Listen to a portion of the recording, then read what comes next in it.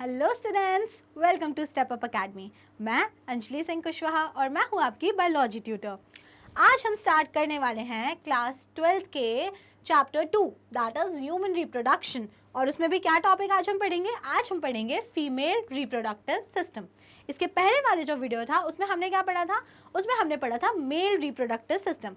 तो आइए चलिए स्टार्ट करते हैं और देखते हैं क्या क्या स्ट्रक्चर्स होते हैं, कैसे उनका अरेंजमेंट होता है और सब कुछ, और उनसे मिलकर बनता है फीमेल रिप्रोडक्टिव सिस्टम। सबसे पहले फीमेल रिप्रोडक्टिव सिस्टम जो होता है हमने उसको 3 हेडिंग्स में डिवाइड करके रखा है। जैसे उसमें फर्स्ट पार्ट होता है पेयर्ड ओवरीज, सेकेंड पार्ट उसमें होता है एक्सेसरी डक्ट्स और थर्ड पार्ट उसमें क्या होता है? External genitalia. ठीक है, तो पहला हो गया पेयर्ड ओवरीज, जिसे हम क्या बोलेंगे? जिसे हम लोग बोलेंगे प्राइमरी फीमेल सेक्स ऑर्गन।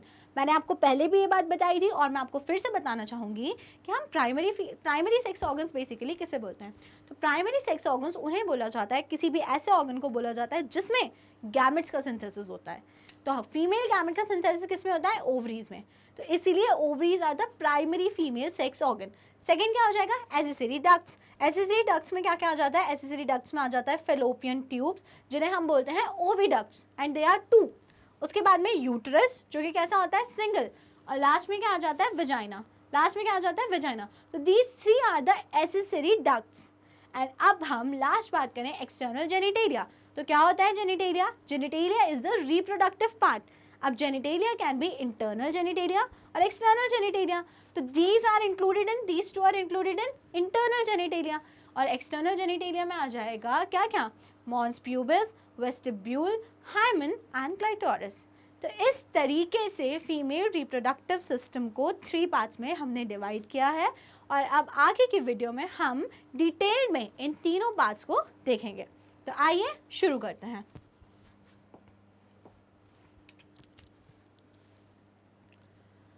सबसे पहले हम इस डायग्राम की स्टडी करते हैं और देखते हैं कि फीमेल रिप्रोडक्टिव सिस्टम जो है वो कुछ ऐसा दिखता है। सबसे पहले जो आपको फर्स्ट यहाँ पे 2 स्ट्रक्चर्स दिख रहे हैं, the round shaped, these are the 2 ovaries. These are the 2 ovaries. इसलिए हम ओवरी को क्या बोलते हैं कि there are paired ovaries because they are 2, right and left side each. Okay, second अगर अब हम बात करें तो आपको दिख रहा होगा कि ओवरी से एक लंबा सा एक स्ट्रक्चर इस तरीके से जा रहा है और काफ़ी आगे तक ये स्ट्रक्चर जो है एक्सटेंड कर रहा है। This entire structure on both side is known as fallopian tube and there are 2, या फिर इनको तो फेलोपियन ट्यूब बोलते हैं या तो हम इन्हें ओविडक्ट्स बोलते हैं। Is that clear? आगे बात करते हैं तो आपको जो ये बीच में बहुत सारा जो स्पेस दिख रहा है, दिस होल स्पेस, इसको हम लोग बोलते हैं uterus. This is the uterus. And last part आपको जो यहाँ पे दिख रहा है, this is the vagina. This is the vagina. तो आपको ये जो दिख रहा है, this is the internal genitalia. This is the internal genitalia, जिसमें क्या क्या आ जाता है? पेयर्ड ओवरीज आ जाते हैं और उसमें साथ साथ में एक्सेसरी डक्ट्स आ जाते हैं। एक्सेसरी डक्ट्स में भी क्या क्या? Number 1 oviducts, number 2 uterus and number 3 vagina. Is that clear? तो कुछ इस तरीके का दिखता है फीमेल रिप्रोडक्टिव सिस्टम। आगे देखते हैं। ये देखिए, ये डायग्राम एनसीईआरटी का डायग्राम है। आपको क्या क्या दिख रहा है जो अभी तक आपको पता है? अगर आप ब्रॉडर स्टडीज करें तो दिस आर द 2 ओवरीज। ये जो आपको दिख रहे हैं ये क्या है? ओवरीज हैं। ओवरीज के बाद में ये जो फिंगर लाइक प्रोजेक्शंस दिख रही हैं, यहाँ से एक्सटेंड करके यहाँ तक अप टू दिस पॉइंट, ये क्या है? दोनों side right and left fallopian tube. Very good. उसके बाद में जो सेंटर वाला पार्ट दिख रहा है, जहाँ पे बहुत सारी रेड रेड कलर की लेयर्स ड्रॉन की गई हैं, this is the uterus. And जो नीचे वाला पार्ट है, this canal, this opening, this is the vagina. This is the vagina. Is that clear? ठीक है, आगे आपको बात समझ में। अब जो और डिफरेंट लेबलिंग्स हैं, जैसे कि आपने देख रहे हैं फेलोपियन ट्यूब में 3 डिफरेंट लेबलिंग्स हैं, then fimbriae, then cervical canal and then uterine cavity. ये बातें आगे जो हम फर्दर डिस्कशन करेंगे of each part of the female reproductive system, उसमें ये इजीली इंक्लूड हो जाएगा। ठीक है,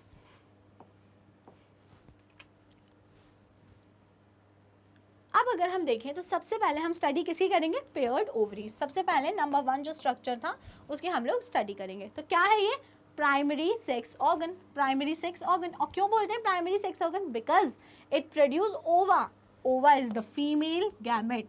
मेल गैमेट क्या था? स्पर्म. Very good. और फीमेल गैमेट क्या है? फीमेल गैमेट है ओवा, जो कि प्रोड्यूस हो रहा है कहाँ पर? ओवरीज में. इसीलिए ओवरी को हम क्या बोलते हैं? इसीलिए ओवरी को हम बोलने लगते हैं primary sex organ. And steroid ovarian hormones, oestrogen and progesterone, और स्टेरॉइडल हार्मोन्स भी प्रोड्यूस करता है ओवरी, इसीलिए. और वो क्या होते हैं? ईस्ट्रोजन एंड प्रोजेस्टेरॉन, जो फीमेल के सेक्स हार्मोन्स हैं. आपने मेल्स में भी देखा था कि मेल्स में वहाँ पर एंड्रोजन्स का प्रोडक्शन कर रही थी लेडिक सेल्स या फिर इंटरस्टिशियल सेल्स. यहाँ पर जो फीमेल हार्मोन्स का प्रोडक्शन है, that is progesterone and oestrogen, वो कौन कर रहा है? वो ओवरी ही कर रही है. तो somewhere ovary is behaving also behaving like a endocrine gland. Is that clear? ठीक है. तो फर्स्ट इज कि वो गैमेट्स का प्रोडक्शन कर रही है, दैट इज ओवा, फीमेल गैमेट. एंड सेकंड चीज़ क्या हो गई कि वो एंडोक्राइन ग्लैंड की तरह बिहेव कर रही है, क्योंकि वो सिक्रीट कर रही है हार्मोन ईस्ट्रोजन एंड प्रोजेस्टेरॉन. आगे देखेंगे, each ovary is about 2 to 4 centimetre in length. ठीक है. तो इसके डायमेंशंस क्या हो गए कि हर ओवरी की जो लेंथ होती है, it is around 2 to 4 centimetres. Different pathological या फिजियोलॉजिकल कंडीशंस होंगी जिसमें ओवरी की जो साइज़ होगा वो या तो बड़ा भी हो सकता है या तो छोटा भी हो सकता है. They are located on both sides of the lower abdomen and connected to the pelvic wall and uterus by ligaments. अब lie कहाँ पे करती है ovary? The question is where does the ovaries lies in the female body? तो आप इसको कैसे define करते हैं कि it lies below the level of abdomen. ठीक है. अम्बिलिकस के लेवल पे, जो आपके अम्बिलिकस होती है उसके नीचे थे, और अगर आप देखें तो वहाँ से एब्डोमेन का लेवल एंड हो जाता है, और उसके नीचे वाला जो पार्ट होता है उसको हम लोग बोलते हैं पेल्विस. उसको हम लोग क्या बोलते हैं? Pelvis. This is abdomen and the lower part जहाँ पे जेनाइटल्स होते हैं उसको हम लोग बोलते हैं पेल्विस. तो यहाँ पे यही बात लिखा हुआ है कि they are located on both sides of the lower abdomen. दोनों साइड पे, लोअर एब्डोमेन पे होती है right and left ovary, and connected to the pelvic wall. अब पेल्विस में लाई कर रहे हैं तो ओवरी से हैंग स्ट्रक्चर थोड़ी होंगे कि अगर हम इधर टिल्ट हुए तो ओवरीज भी इधर टिल्ट हो जाए, अगर हम इस साइड टिल्ट हुए तो ओवरीज भी इस साइड टिल्ट हो जाए. They are fixed. They are fixed ना. पेल्विक की जो वॉल है, suppose this is the wall, तो ovaries are somewhat fixed to it. ऐसे मोबाइल थोड़ी है कि इधर और इधर ऐसे मूव कर जा रहे हैं. तो वो फिक्स किसके थ्रू है? दे आर फिक्स्ड बाय, किस से फिक्स्ड है? पहली बात तो वॉल से, और दूसरी चीज़ जो आप यूट्रस देखते हैं, ये देखिए ये वाला डायग्राम अगर आप देखें तो ये जो ओवरीज हैं, पहली चीज़ तो यूट्रस से अटैच्ड दिख रही है आपको यहाँ से, ये देखो. और दूसरी चीज़, suppose this white is the pelvic wall, तो उससे भी अटैच्ड है. तो इन दोनों ही चीज़ों से वो किसके थ्रू अटैच्ड होती हैं? Through different ligaments. Through different ligaments, round ligament, broad ligaments and etcetera. तो वो अभी आपको डिटेल स्टडी नहीं करनी है कि लिगामेंट्स क्या हैं. ठीक है. बस आपको अभी इतना ध्यान रखना है क्या कि जो हमारी ओवरी होती है वो यूट्रस से और हमारी पेल्विक वॉल से किसके थ्रू कनेक्टेड है या किसके थ्रू फिक्स्ड है? Through ligaments. किसके थ्रू फिक्स्ड है? लिगामेंट्स के थ्रू. ठीक है. आगे देखेंगे हम. Each ovary is covered by a thin epithelium which encloses the ovarian stroma. अब ओवरी के इंटरनल स्ट्रक्चर की हम लोग स्टडी करने जा रहे हैं. ठीक है. तो ओवरी की जो कवरिंग होती है वो होती है एक एपिथेलियम, सिंपल एपिथेलियल टिश्यू होता है, एंड इनक्लोजेस द ओवेरियन स्ट्रोमा. अब जो ओवरी के अंदर वाला पार्ट हो गया, suppose this is a ovary, ये देखो क्रॉस सेक्शन देखो, तो जो अंदर वाला पार्ट हो गया उसको हम लोग क्या बोलते हैं? Ovarian stroma. Whatever is inside ovary is known as ovarian stroma. ठीक है. तो आपको ये क्लियर हो गया कि ओवेरियन स्ट्रोमा क्या है. अब जो ये ओवेरियन स्ट्रोमा होता है, मतलब what ever lies inside the ovary, ये वाला डायग्राम, इसके अंदर, इस ओवरी के अंदर जो भी कुछ लाई कर रहा है, जो भी कुछ इसके अंदर लाई कर रहा है, उसको 2 पार्ट्स में डिवाइड कर दिया है. अंदर वाले पार्ट को क्या बोला? ओवेरियन स्ट्रोमा बोला. ठीक है, इट्स ओके, बोल दिया. अब इस ओवेरियन स्ट्रोमा को फर्दर 2 पार्ट्स में डिवाइड किया है. अब ये 2 पार्ट्स क्या है? तो ये देखिए क्या है? The stroma has outer cortex, जो बाहर की तरफ लाई करेगा, जो यहाँ पे आउटर साइड होगा, यहाँ पे आउटर साइड, उसको हम लोग क्या बोलेंगे? आउटर साइड वाले को हम लोग क्या बोल देते हैं? कॉर्टेक्स. और एंड द इनर मेड्यूला, और जो अंदर की तरफ है, जो यहाँ सेंटर में होगा या टुवर्ड्स इनर साइड होगा, उसको हम लोग क्या बोल देते हैं? इनर साइड वाले को हम लोग बोल देते हैं मेड्यूला. Is that clear? तो ओवरी के जो अंदर का पार्ट होता है उसको हमने बोला ओवेरियन स्ट्रोमा. ओवेरियन स्ट्रोमा जो होता है उसको 2 पार्ट्स में डिवाइड किया गया. जो आउटर पार्ट है, it is known as, outer is known as cortex, और जो इनर पार्ट है, सेंट्रल पार्ट है, it is known as medulla. Outer cortex and inner medulla. आगे Ovary contain group of cells, ovarian or Graafian follicles. Each follicle carries a centrally placed ovum. अब ovary के अंदर बहुत सारी cells present हैं और वो सेल्स का नाम क्या है? उन सेल्स का नाम है ओवेरियन और Graafian follicle.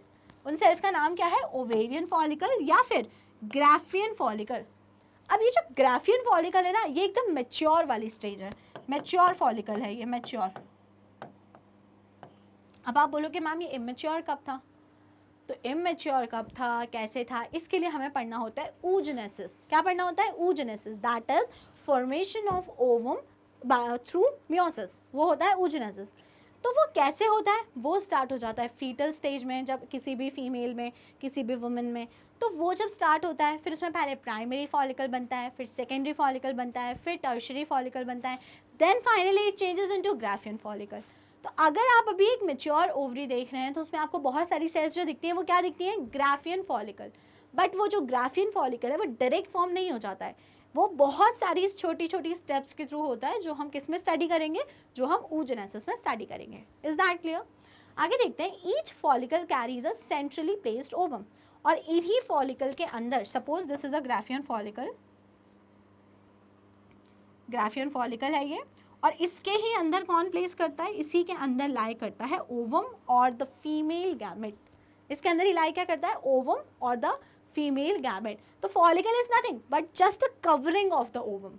Is that clear? और वो चेंज होता है अलग अलग स्टेजेस में. तो अगर मैं अभी आपसे पूछ रही हूँ कि बताइए कि ओवरी के अंदर आपको कौन सी सेल्स देखने को मिलेगी, तो आप आंसर क्या करेंगे? आप आंसर करेंगे कि they are the Graafian follicle. वो कौन सी सेल्स होंगी? Graafian follicle. और ग्राफियन फॉलिकल के अंदर क्या होता है? तो ग्राफियन फॉलिकल के अंदर होता है ओवम. क्या लाई करता है? ओवम. यस. आगे देखेंगे एक्सेसरी डक्ट्स. तो ये जो अभी हमने सारा कुछ पढ़ा, this is everything about ovary. This is everything about ovary. आपने 3 पार्ट्स में करा है ना. First is ovary, second is accessory ducts, और लास्ट में क्या पढ़ेंगे अपन? External genitalia. अभी जो हमने पढ़ के फिनिश किया that is everything about ovary. तो ओवरी पेयर्ड होती हैं, कहाँ लाई करती हैं, किससे अटैच्ड होती हैं, ये सब बातें आपको ध्यान रखनी है. आगे हम लोग पढ़ना स्टार्ट करते हैं एक्सेसरी डक्ट्स. अब एक्सेसरी डक्ट्स कितनी होती हैं? There are 3 accessory ducts. First is oviducts. First is oviducts, or they are also known as fallopian tube. Second is uterus, which is also known as womb. And third is vagina. तो चलिए देखते हैं कौन सी duct कहाँ पे लाई करती है. वैसे मैंने आपको जब जनरल इंट्रोडक्शन दिया था तो मैंने आपको एक्सप्लेन किया था कि वो वाला पार्ट जो जस्ट ओवरी से अराइज हुआ है, this is the part up to here, this is known as fallopian tube और oviduct. And they are 2, right and left. उसके बाद में जो हमें सेंटर में जो भी ये बड़ी सी कैविटी दिख रही है, दिस इज द यूट्रस. ये जो सेंटर में जो कैविटी है, दिस इज द यूट्रस, जिसे हम लोग क्या बोलते हैं? जिसे हम लोग वूम भी बोलते हैं. और नीचे जो हमें कैनाल दिख रही है, ओपनिंग दिख रही है, this is that is the vagina. That is the vagina. तो आपको एक जनरल इंट्रोडक्शन तो समझ में आ गया होगा. अब हम एक एक करके इन तीनों को डिटेल में देखते हैं कि कहाँ पे कैसे क्या स्पेसिफिकेशंस है oviduct and all.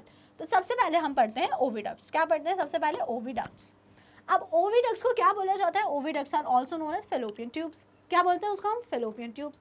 Each oviduct is 10 to 12 centimetre long. अब लेंथ इंपॉर्टेंट है ओविडक्ट की. इससे हम क्या कंपेयर कर पा रहे हैं कि 10 to 12 centimetre is enough long on both the sides. मतलब कि फेलोपियन ट्यूब की लेंथ काफ़ी ज़्यादा होती है, 10 to 12 साइड और 10 to 12 centimetre on each side. ठीक है. तो आपको क्या समझ में आया कि ओविडक्ट जो होता है वो काफ़ी लॉन्ग एक ट्यूबुलर स्ट्रक्चर होता है which is around 10 to 12 centimetre long.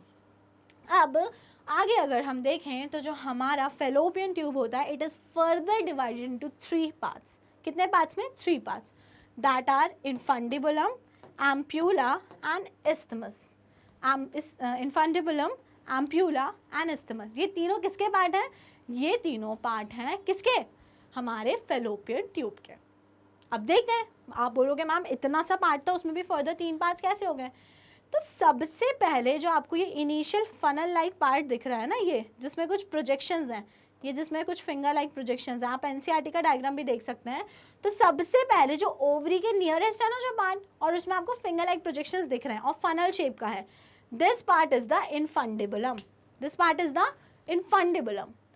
Second, जो जस्ट इनफंडिबुलम के आगे वाला जो पार्ट होता है, it is known as ampulla, it is known as ampulla. And last part of the किसका, fallopian tube, which also opens into the uterus, वो वाला पार्ट जो कहाँ पे ओपन हो रहा है, जो यूट्रस में ओपन हो रहा है. और लास्ट पार्ट है किसका, फेलोपियन ट्यूब का, उसको हम बोलते हैं इस्थमस, उसको हम लोग क्या बोलते हैं, इस्थमस. तो देयर आर 3 पार्ट्स ऑफ किसके, फेलोपियन ट्यूब या ओविडक्ट के, which are infundibulum, ampulla and isthmus. Ampulla, infundibulum के बारे में क्या कैरेक्टरिस्टिक होती है, इनफंडिबुलम की कैरेक्टरिस्टिक होती है, it is a funnel shape. अब फनल आपने देखा क्या होता है, फनल होता है एक ऐसा कुछ स्ट्रक्चर जिसके थ्रू फिल्टर करते हैं. दिस शेप समथिंग दिख रहा है ना आपको, इनफंडिबुलम आप देख पा रहे हैं, अगर ऐसा थोड़ा सा ब्रॉड है ना, तो फनल शेप स्ट्रक्चर होता है, opening with many finger like fimbriae, और उसमें जो फाइन फिंगर लाइक प्रोजेक्शंस आपको दिख रही है, these fine finger like projections are known as fimbriae, they are known as fimbriae. It helps to collect the ovum. अब फंक्शन इंपॉर्टेंट हो गया फिम्ब्रे का, कि सबसे पहली बात, फेलोपियन ट्यूब के 3 part, infundibulum, ampulla and isthmus. Infundibulum first part होता है, फनल शेपेड होता है, और उसमें फाइन फिंगर लाइक प्रोजेक्शंस होती हैं जिन्हें हम बोलते हैं फिम्ब्रे. अब आप बोलोगे मैम क्या काम है फिम्ब्रे का, तो फिम्ब्रे का काम होता है टू कलेक्ट ओवम और एग फ्रॉम ओवरी. ओवरी में ही बन रहा है ना ओवम, अब वहां से उसे कलेक्ट करके होके कहाँ पे, यूट्रस तक आना है. तो ये जो कलेक्शन का काम है ओवम का, ये कौन करता है, this is performed by fimbriae. कौन करता है, फिम्ब्रे. आगे देखें अगर हम एम्प्यूला, तो एम्प्यूला क्या होता है, इस्थमस के बाद जो आपको ब्रॉडर पार्ट दिख रहा है, that is known as ampulla, wider part. And last part कौन सा होता है, इस्थमस, नैरो पार्ट होता है. आप देख पा रहे हैं डायग्राम से कंपेयर करके कि ये जो एंडिंग में ये क्या हो गया है, नैरो हो गया है काफ़ी ज़्यादा. इट जॉइंस द यूट्रस, और ये क्या कर रहा है, जो लास्ट वाला पार्ट है इस्थमस, वो जाके यूट्रस को ज्वाइन कर रहा है. Is that clear. तो तीनों पार्ट आपको क्लियर हो गए होंगे, है ना, कि क्या होता है इनफंडिबुलम, क्या होता है एम्प्यूला और क्या होता है इस्थमस. आपको याद रखना है एम्प्यूला और इस्थमस में कि ampulla is the wider part and isthmus is the narrower part. And which part opens into the uterus, तो isthmus of the fallopian tube opens into the uterus. Is that clear students. तो अब हम आगे बढ़ते हैं.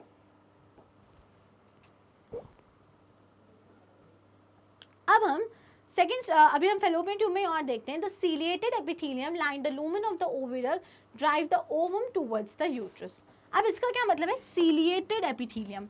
अगर हम fallopian tube के एपिथेलियम का स्ट्रक्चर देखें, अगर हम उसकी हिस्टोलॉजी को स्टडी करें, तो अगर आप देखेंगे तो इसमें जो डिफरेंट लेयर हैं फेलोपियन ट्यूब में,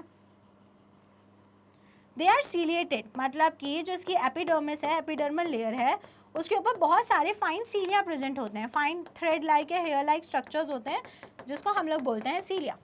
अब क्वेश्चन इज कि ठीक है, जो एक फेलोपियन ट्यूब है, एक हॉलो ट्यूबुलर ऑर्गन है, ठीक है, एक हॉलो और एक ट्यूबुलर ऑर्गन है ऐसा करके, और उसकी जो एपिथेलियम है उसके ऊपर सीलिया प्रेजेंट है.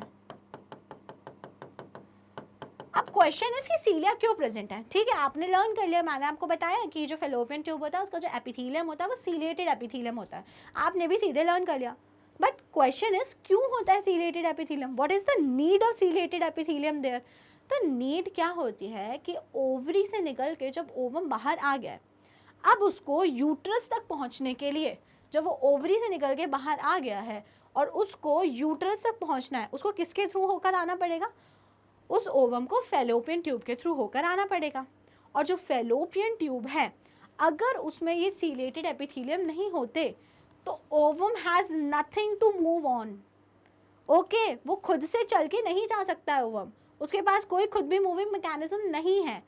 तो होता क्या है, जैसे ही ओवम एंटर करता है फेलोपियन ट्यूब में, जो ये सीलेटेड एपिथेलियम होते हैं, दे स्टार्ट मूवमेंट, जो ये फाइन सीलियाज हैं दे मूव. और जब ये सीलिया मूव करते हैं तो दिस एग रोटेट्स, यहाँ पे गोल गोल गोल गोल घूमते हुए, रोटेशन करते हुए कहाँ पहुँच जाता है, यूट्रस तक पहुँच जाता है. तो ओवरी से यूट्रस तक पहुँचने के लिए ओवम के पास कोई भी सेल्फ मैकेनिज्म नहीं है, सिर्फ और सिर्फ फेलोपियन ट्यूब की सीलिएटेड एपिथेलियम के कारण ही वो ओवम ओवरी से यूट्रस तक पहुँच जाता है. होप सो आपको ये क्लियर हुआ होगा.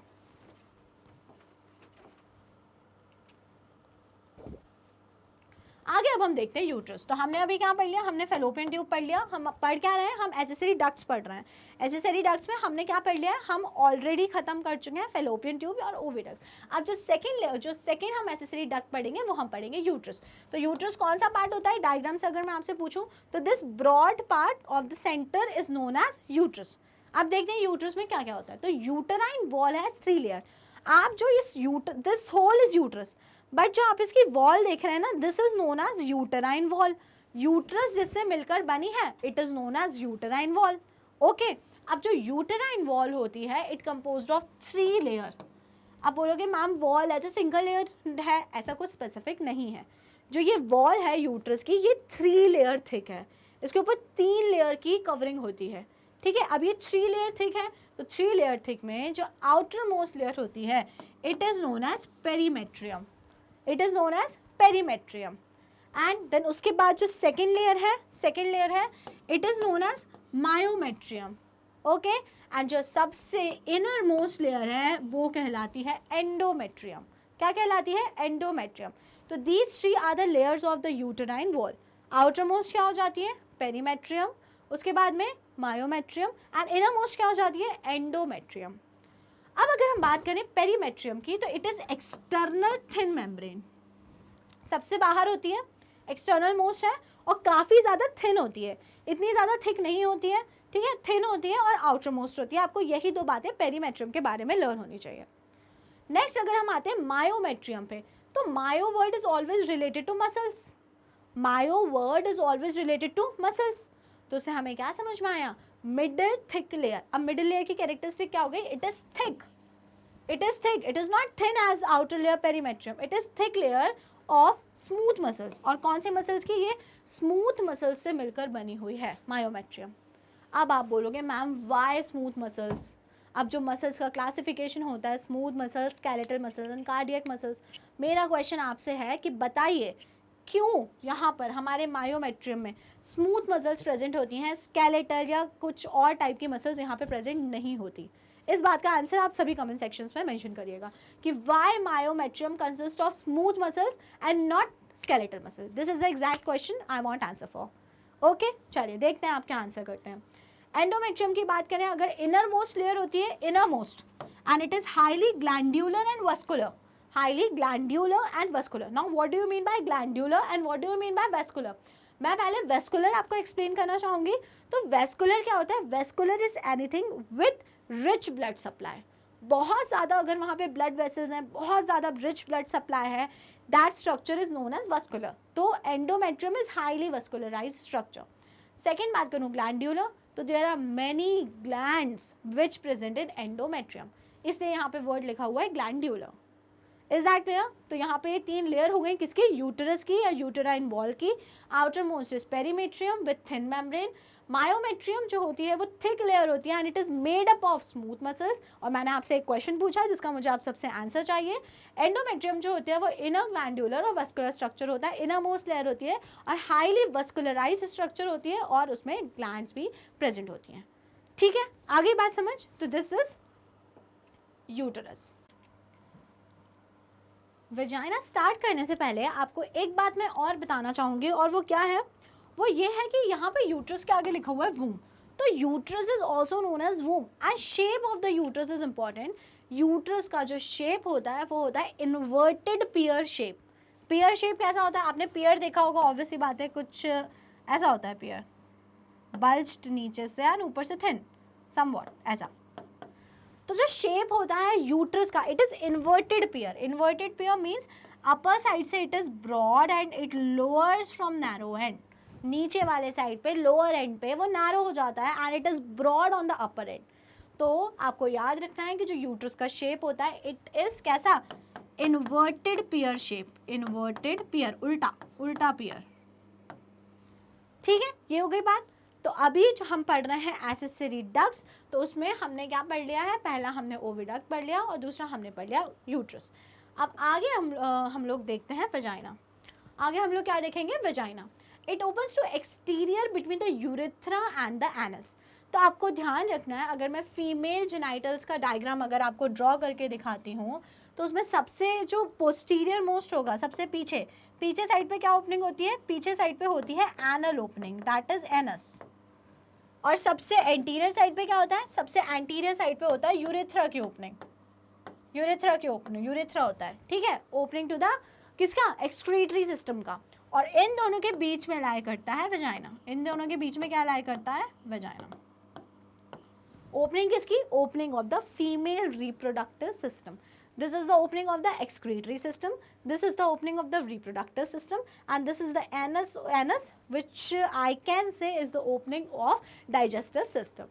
Is that clear? So these are the three openings. So it opens to the exterior between urethra and the anus, urethra and the anus, posterior, or this is the anterior.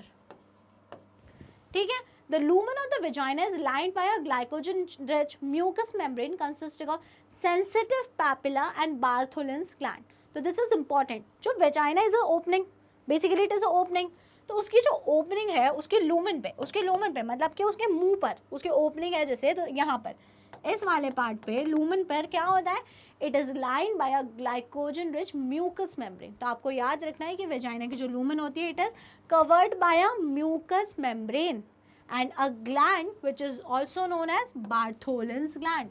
एक वहाँ पर gland present होती है जिसे हम लोग बोलते हैं बार्थोलिन्स ग्लैंड, वहाँ पर प्रेजेंट होते हैं कुछ पैपला और साथ साथ में वो कवर्ड होती है म्यूकस से।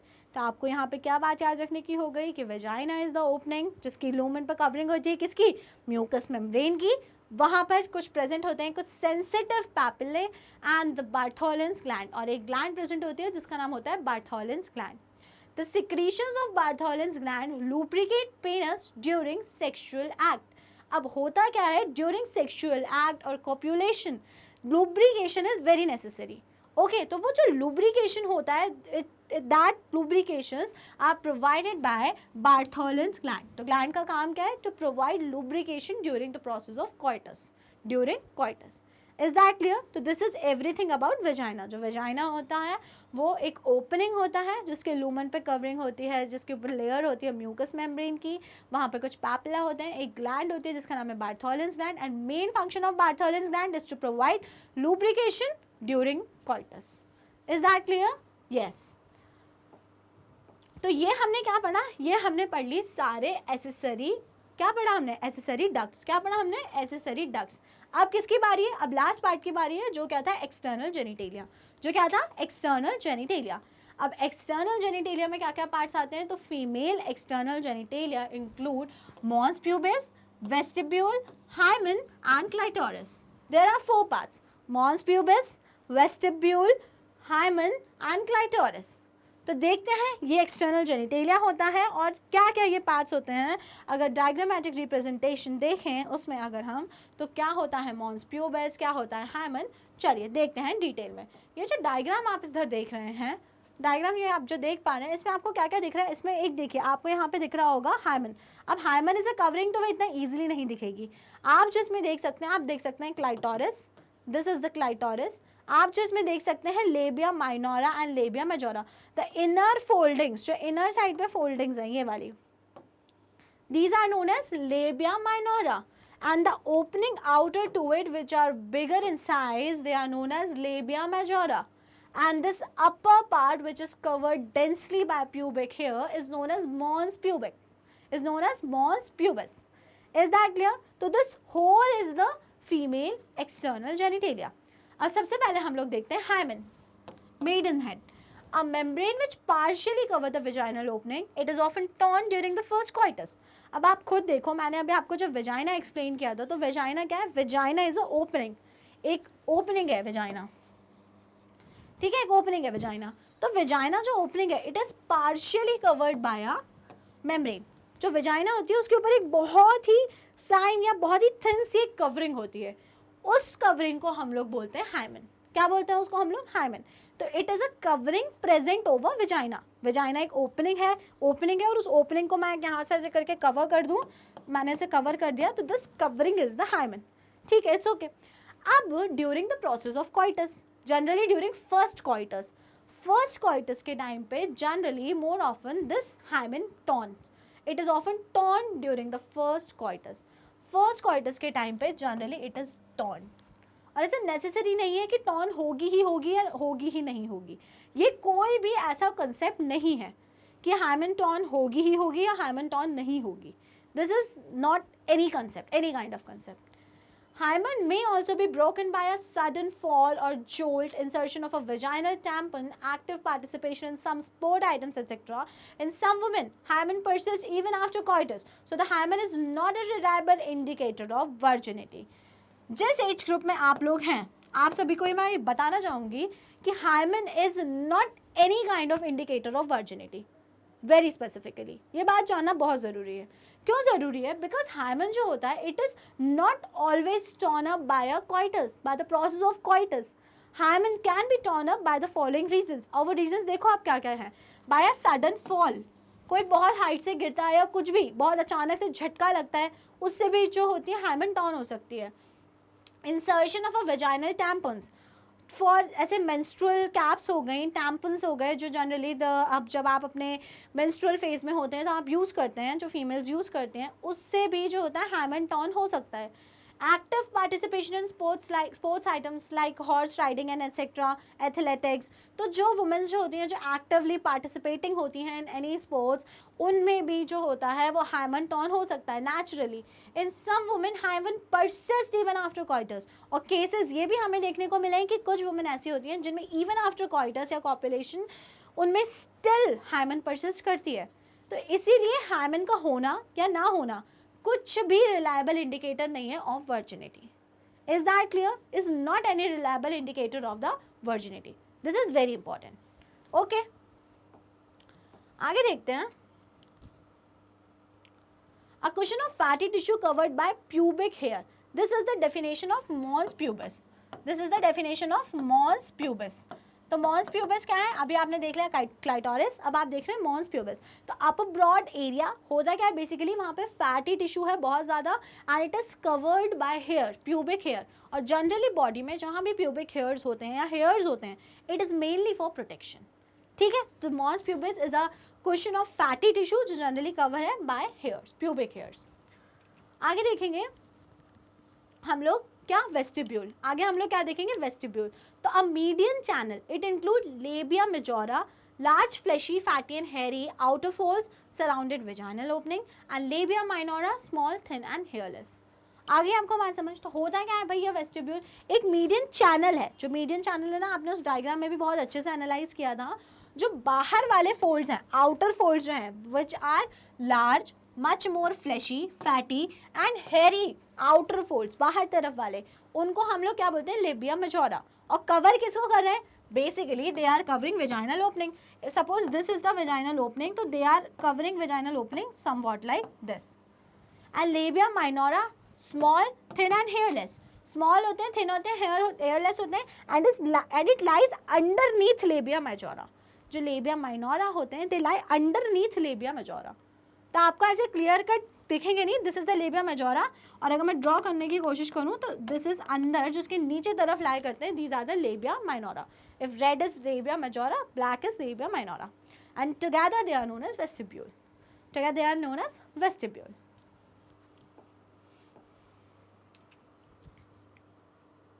आगे देखते हैं क्लाइटोरिस।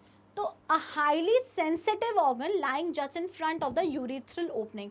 तो जो यूरिथ्रल ओपनिंग होती है, देखो ये है हमारा कौन सा, ये है क्लाइटोरल ग्लैंड, और ये है यूरिनरी मीटस, और ये है वेजाइनल ओपनिंग, वेजाइनल ओपनिंग, और ये यूरिनरी मीटस। अब होता क्या है यहाँ पे, clitoris is the part which lie, कहाँ पे देखो, which organ lying just in front of the urethral opening. जो यूरिथ्रल, मैंने अभी एक डायग्राम आपको बहुत ही ईजी सा ड्रॉ किया था, this is the urethral opening, this is the vaginal opening, and this is the anus. Okay, तो यूरिथ्रल ओपनिंग के जस्ट सामने जो लाई करता है एक बहुत ही हाईली सेंसिटिव रीजन होता है, which is known as clitoris, and it is the part of external genitalia of female reproductive system. here somewhat clitoris will lie. Clear? Okay, तो अगर आप ये डायग्राम देख पा रहे हैं तो आपको इसे समझ आ रहा होगा, बहुत क्लियर कट। ठीक है, इट्स ओके। चलिए आगे देखते हैं।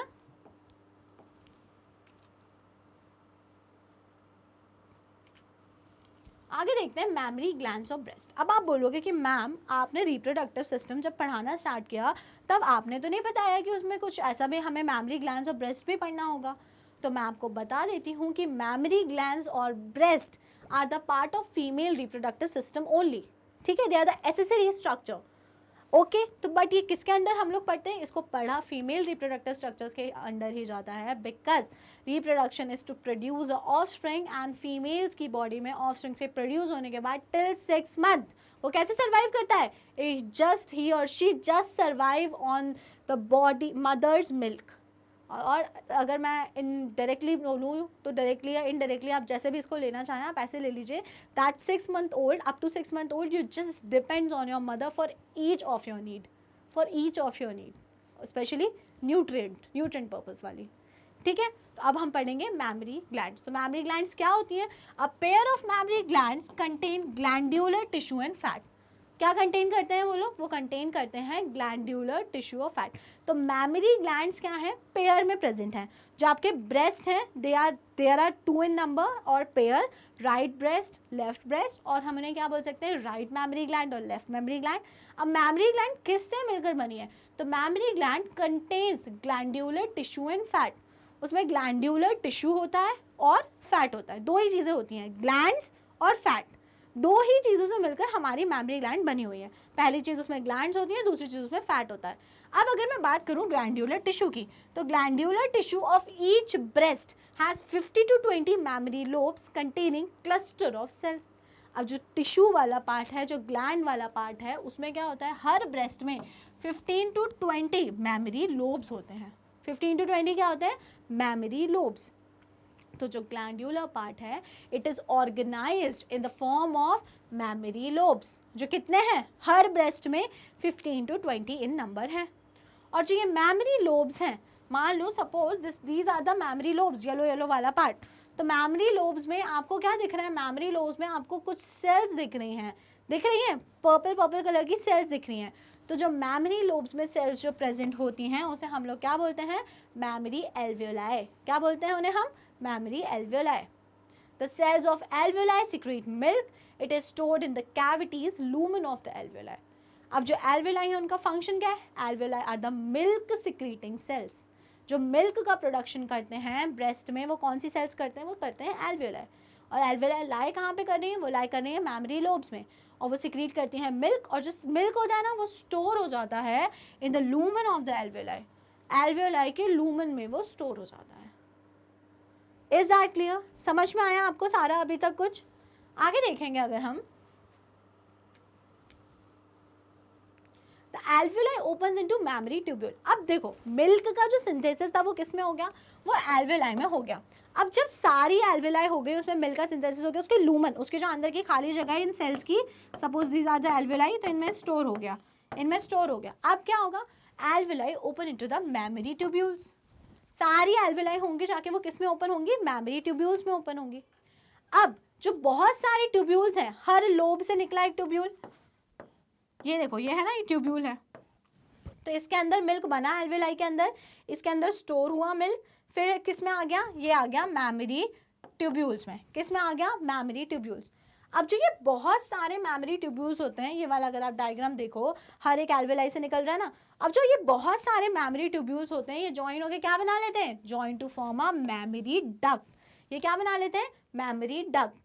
And several mammary ducts join to form a wider mammary ampulla which is connected to the lactiferous duct through which milk is sucked out. सबसे पहले जो हर एल्वियोलाई की डक्ट हो गई उसे हमने क्या बोल दिया, उसे हमने बोल दिया मैमरी ट्यूब्यूल। बहुत सारे मैमरी ट्यूब्यूल ने मिलके क्या बना ली, मैमरी डक्ट। क्या बना ली, ये देखो लेबलिंग चेक करते जाओ आप, मैमरी डक्ट बन गई। अब जो बहुत सारी मैमरी डक्ट्स थी उसने आगे जाके थोड़ा सा वाइडर पार्ट, चौड़ा सा पार्ट नहीं दिख रहा है आपको, ये जो वाइडर पार्ट है it is known as mammary ampulla. उसने जाके आगे बना लिया मैमरी एम्प्यूला, और मैमरी एम्प्यूला जो था उसने फाइनली एक जाके डक्ट में ओपन हुआ जिसे हम बोलते हैं लेक्टिफेरस डक्ट। क्या बोलते हैं जिसे, लेक्टिफेरस डक्ट, जिसके through milk is sucked out from the breast. उसके थ्रू जो मिल्क है उसको सक आउट कर लेते हैं बाहर। तो सारा आपको समझ आया। अभी हम एक फ्लो चार्ट के थ्रू इसको बहुत इजीली याद कर लेंगे। बाकी this is the nipple and the dark part around nipple is known as areola. Is known as areola. ठीक है, तो चलिए देखते हैं, एक फ्लो चार्ट के थ्रू इसको रिवाइज करते हैं। सीक्वेंस ऑफ मिल्क कंडक्शन, कि मिल्क कहाँ कहाँ कैसे कंडक्ट हुआ। तो सबसे पहले आपने क्या देख लिया, मैमरी लोब्स थे, मैमरी लोब्स के अंदर सेल्स थी जिसे हमने बोल दिया था मैमरी एल्वियोलाई। अब मैमरी एल्वियोलाई जो होती है उनसे मिल्क कहाँ पे जाएगा, सारा जाएगा, इसमें बनता है एल्वियोलाई में और इनमें ही लूमेन में स्टोर हो जाता है। इसके बाद में वो सारा मिल्क जाएगा मेमोरी ट्यूब्यूल। कहाँ पे जाएगा, memory tubule. Mammary tubules join होकर क्या बना लेते हैं, memory duct. Memory ducts join होकर क्या बना लेते हैं, एक वाइडर पार्ट बना लेते हैं जिसे हम क्या बोलते हैं, memory ampulla. And finally memory ampulla जो होता है वो ज्वाइन करता है लेक्टिफेरस डक्ट को, through which milk is sucked out, through which milk is sucked out. तो होप सो आपको मेमोरी ग्लैंड के बारे में जो सब कुछ है आपको समझ में आया होगा। And students that is all for today. तो आज हमने सारा क्या पढ़ा, फीमेल रिप्रोडक्टिव सिस्टम। अगर आपको कोई